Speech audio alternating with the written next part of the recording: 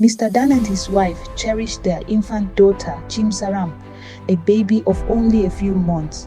Their lives intertwined with that of a young neighbor, John, a man known for his devout faith and service to God. John's frequent conversation about his beliefs and his prayers with the family fostered a close bond. He held a particular fondness for Zaram, never returning from work without a small gift for her. Often seeing the baby's mother occupied, John would readily offer to hold Zaram, a gesture the infant seemed to welcome with quiet contentment. In fact, whenever John cradled her, Zaram's cries would cease, a phenomenon that led her mother to frequently request his help with the baby whenever she needed to attend to household chores. Then a shadow fell upon their peaceful home. Zaram became ill, her small body racked by persistent coughs and a relentless running nose that defied the usual remedies. Her mother decided to take her to the hospital. After a series of tests, the doctor requested her return the following day for the results. However, the next day brought an unsettling turn. Instead of delivering the diagnosis, the doctor asked the woman to bring her husband. A knot of unease tightened in her stomach, but the doctor remained firm.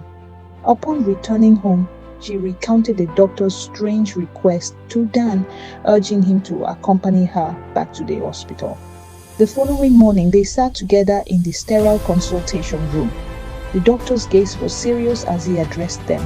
"Madam," he began, "beside your husband, how many men reside in your household?" Confusion clouded her features. "Just my husband," she replied. Even Dan exchanged a bewildered glance with his wife.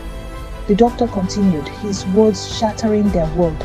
"After the test conducted on your daughter, we discovered the presence of sperm in her lungs. Someone has been ejaculating into your daughter's mouth." "What?" Dan roared, leaping to his feet, his face contorted in disbelief and fury. "That can't be possible. Please calm down, Mr. Dan," the doctor urged. "I am not making accusations, but I want to help your family understand what has happened." Tears streamed down Mrs. Dan's face, her body trembling. "Madam, is there any other man you have entrusted your baby to, even for a brief period?" At first, denial warred with a dawning horror.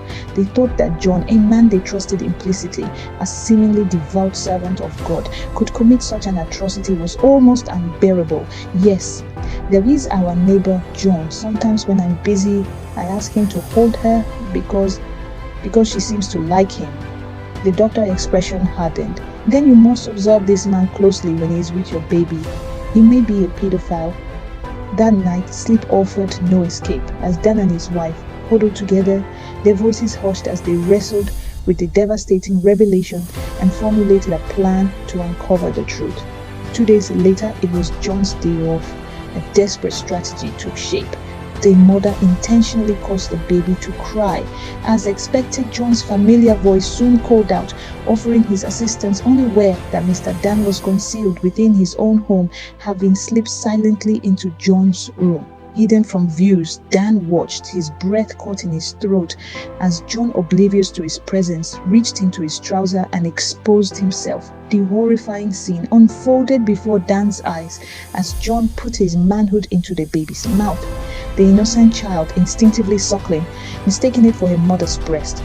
Tears of anguish and a burning rage blurred Dan's vision as he fumbled with his phone, recording the unspeakable act. The dam of his control finally broke. With a guttural cry of fury, Dan burst from his hiding place, a whirlwind of righteous anger, descending upon John. Blow after blow rained down on the unsuspecting predator. Mrs. Dan, hearing the commotion, rushed into the room, her eyes widening in horror as she snatched the baby from the couch. The commotion spilled out into the neighborhood. Neighbors, drawn by the frantic shouts, arrived to witness the horrifying scene. Upon hearing the sickening truth, some joined Dan in his furious assault. John lay bloodied and broken on the floor when the police finally arrived, his body limp and lifeless from the brutal beating. He was taken into custody. The silence that followed was heavy with shock and grief.